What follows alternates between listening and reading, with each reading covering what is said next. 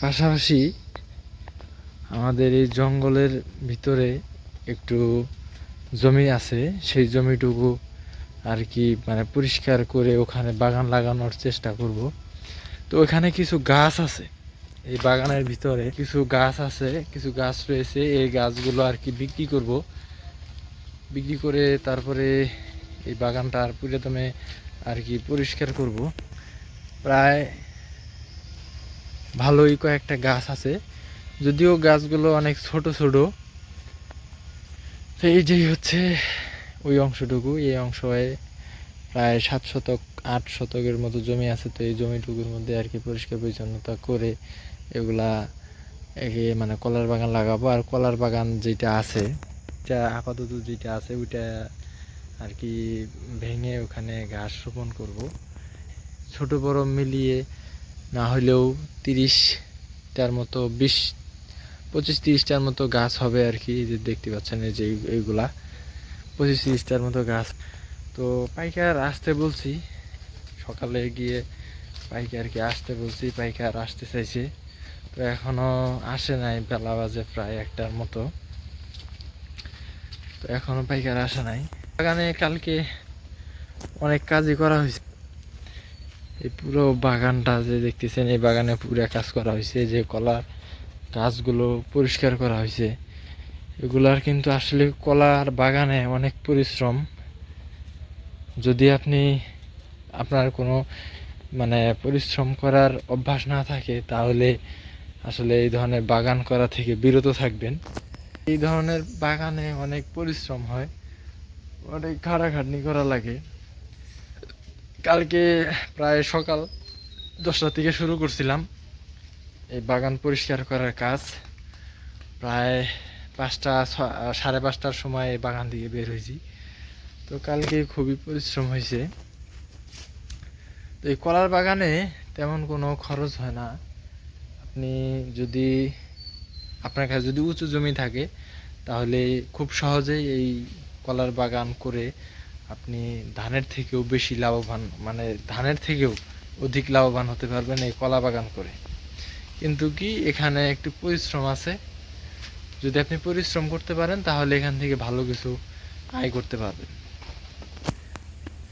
এই যে বাগান, এটা আমার যে বাগানটা আছে, এই বাগানটা প্রায় 1.5 বিঘা জমিতে আছে। তো যদি আমি সিজনে হিসাব করি, 1.5 বিঘা জমিতে 6 মাস অন্তর আমি 1.5 লাখ টাকা সবসময় উপরেই থাকে।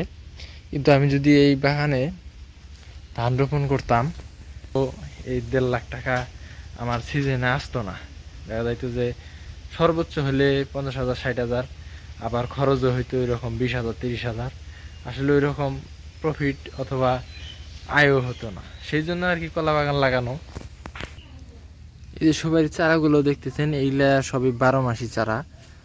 মানে এগুলা বছরে 2বার ফলন দেয়। এমনি সাধারণ সুপারি গাছ যেগুলা, সেগুলা বছরে 1বার ফলন দেয়। কিন্তু এই যে এই সুপারি গাছগুলো হচ্ছে আপনার 12 মাসি বলা চলে, মানে যেটা 6 মাস অন্তর ফলন দেয়। মানে সুপারি শেষ না হইতে আবার এইটাতে সুপারি লেগে যায়। তো এই চারাগুলো এবার খুব কষ্ট করে আর কি তৈরি করছি। ওখানে ছিল এই চারাগুলো, প্রথমে ছিল ওইখানে।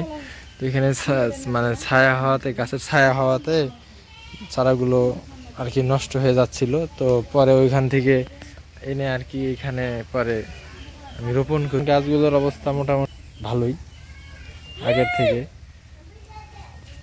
বেলা বাজে প্রায় 12:30 কাছাকাছি। তো আজকে এখনও এদেরকে খাইতে দিই নাই।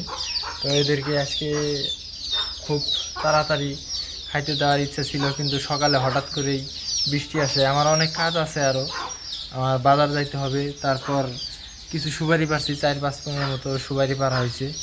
তো এই সুপারিগুলা বিক্রি করতে হবে। খাওয়ার জন্য খুবই অস্থির হয়ে আছে। এগুলার পেটে দেখুন কিচ্ছু নাই, পেট একদম ফাঁকা 4-4টারই। আর এই দানব তো না খাইতে পারলে এর মানে শরীর আর চলে না, একদম শুয়ে পড়ে। তো এই দেখুন, এই যে এগুলা কিন্তু এরা রাখে নাই, এই গরুগুলা কিন্তু কোনো খাবারই রাখে নাই, এগুলো সব চাইটা পুইটা খায়। কিন্তু আমাদের এটা হচ্ছে জমিদার। এই জমিদার শুধু পাতাগুলা খাবে, কিন্তু শক্ত ডাঁটাগুলা খাবে না। ও আর কি পরিশ্রম করতে চায় না। এই যে জমিদার, আর এই যে এরা হলো ভালো। এরা এরা এর থেকে এই মানে এদের থেকে কিন্তু এ আবার শান্ত, এ খুবই মিশুক, কিন্তু এদেরকে কাছেই যাইতে দেয় না। কাছে গেলেই আর কি গুতোগুতি করে, বেশি গুতোগুতি করে হইতেছে আমার এই যে এইটা। এই দেখেন, এদের হাতই লাগাতে দিবে না, কি অবস্থা। তো তাও এদের সাথে আমার একটা অনেক দিনের মানে অনেক দিন থেকে লালন পালন করতেছি একটা সম্পর্ক, একটা মানে সম্পর্ক বলতে কি একটা পোষ মেনে গেছে। যদিও অনেক দুষ্টু, তাও মানে আমাকে দেখলে কিছু করে না, হিসাটিহি করে না। এমনিতেই যদি ওর কোনো আমার কাজ যদি ওর পছন্দ না হয় তাহলে লাফালাফি করে, এছাড়া খুবই শান্ত।